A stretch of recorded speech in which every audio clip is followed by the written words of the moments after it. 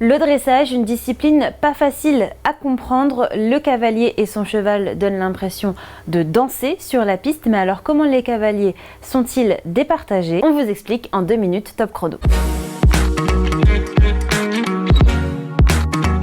Le dressage, c'est un enchaînement de figures imposées aux 3 allures, pas trop égalo. Elles sont plus ou moins complexes, on a par exemple l'appuyé, la pirouette ou encore le changement de pied au galop. Les couples sont également notés sur les variations d'amplitude dans une même allure. On a par exemple le trot allongé qui est très aérien ou le passage qui a un trot très cadencé avec un temps de suspension entre chaque foulée. En ce qui concerne la notation, plusieurs critères sont évalués comme par exemple la précision dans l'exécution des figures ou la discrétion des actions du cavalier. Les figures sont notées de 0 à 10 par 7 juges placés autour de la piste. Le 0 est donné pour une figure non exécutée et le 10 pour une figure parfaite. À la fin, une moyenne de toutes les notes est faite. Le gagnant est celui qui a la note la plus élevée.